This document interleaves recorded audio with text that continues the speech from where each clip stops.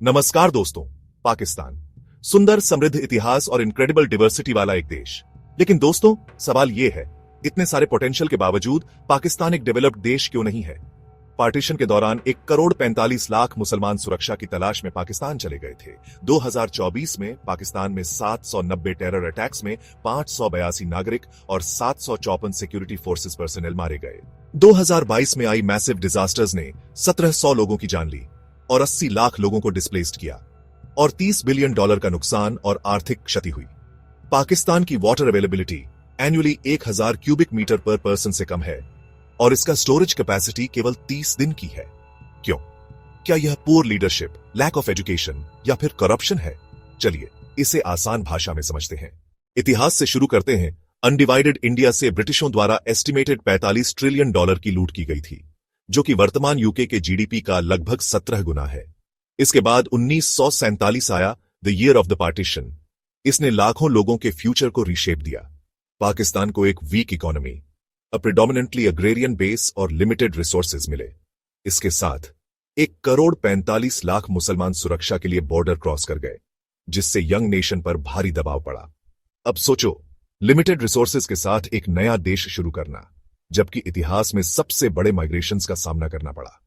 क्या आपको यह एक अनस्टेबल शुरुआत नहीं लगता? लेकिन चैलेंजेस डिडंट स्टॉप देयर।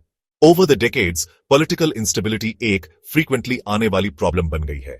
सरकार में बार बार बदलाव ने लॉन्ग टर्म डेवलपमेंट प्लान्स को डिसरप्ट किया, प्राइवेट इन्वेस्टमेंट को कम किया and slow down the progress.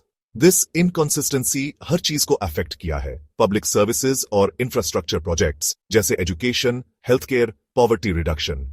इस अनिश्चितता ने गवर्नमेंट इंस्टीट्यूशंस में पब्लिक ट्रस्ट को कम कर दिया है, जिससे स्टेट की सर्विसेज प्रदान करने और लॉ एंड ऑर्डर बनाए रखने की क्षमता पर कॉन्फिडेंस की कमी हो गई है। And the result is undevelopment.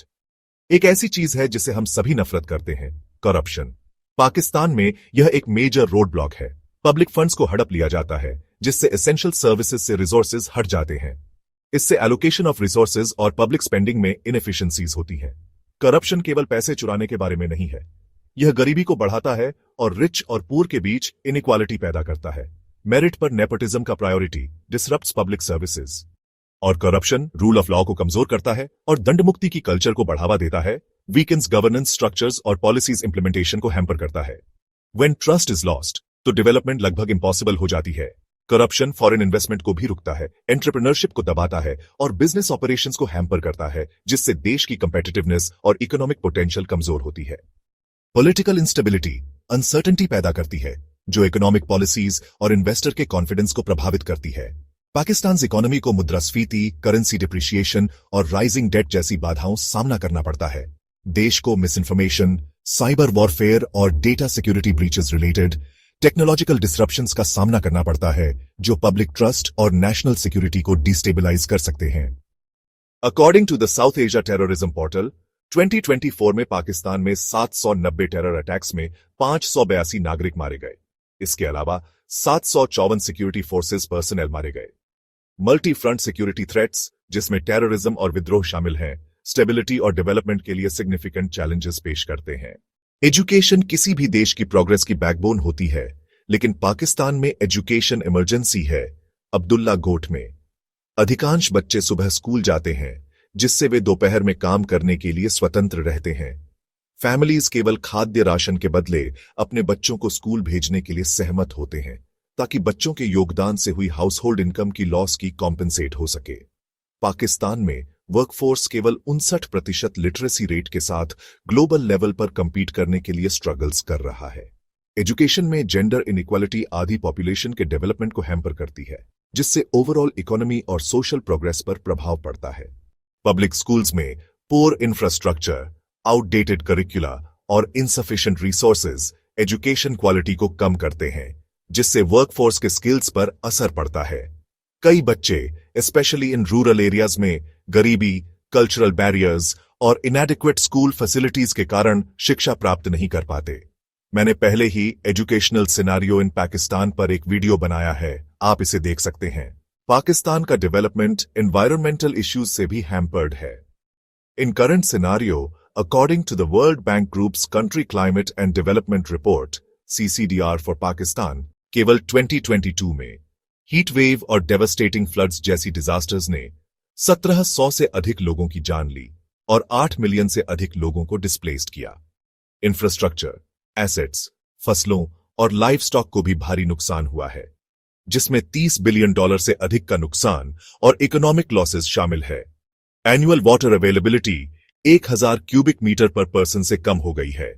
Pakistan की वाटर स्टोरेज कैपेसिटी अधिकतम 30 दिन की सप्लाई तक लिमिटेड है, जो एक क्लाइमेटिक कैरेक्टरिस्टिक्स वाले देश के लिए रेकमेंडेड 1000 दिन की स्टोरेज कैपेसिटी से काफी कम है। With this pollution and climate change add to the mix, जिससे पब्लिक हेल्थ और फूड सिक्योरिटी को खतरा है। So what can be done? Pakistan में पोटेंशियल है, लेकिन उसे प्रमुख क्षेत्रों में रिफॉर्म्स की आवश्यकता है, जैसे स्टेबिलिटी इंश्योर करने के लिए डेमोक्रेटिक इंस्टीट्यूशंस को मजबूत करना, ट्रस्ट रीबिल्ड के लिए एंटी करप्शन मेजर्स को लागू करना, जैसे नेशनल अकाउंटेबिलिटी ब्यूरो (NAB), ऐसी पॉलिसीज बनाना जो गवर्नमेंट ट्रांसपेरेंसी को बढ़ाएं, करप्शन को कम करें और पब्लिक ट्रस्ट को बनाए रखें, फेयर एंड ट्रांसपेरेंट इलेक्शंस जैसे संवैधानिक और राजनीतिक सुधार, इंस्टीट्यूशनल कैपेसिटी को मजबूत करना, जिसमें लॉ एनफोर्समेंट एजेंसीज और पब्लिक एडमिनिस्ट्रेशन शामिल है, इंक्लूसिव ग्रोथ के लिए एजुकेशन सिस्टम में सुधार, सस्टेनेबल पॉलिसीज के साथ क्लाइमेट चेंज के खिलाफ रेजिलियंस बिल्डिंग। पाकिस्तान की चैलेंजेस विशाल हैं, लेकिन इसकी पोटेंशियल भी उतनी ही विशाल है। कलेक्टिव एफर्ट और डिटर्मिनेशन से चेंज पॉसिबल है। अब बताओ, आपके अनुसार पाकिस्तान को सबसे महत्वपूर्ण स्टेप क्या उठाना चाहिए?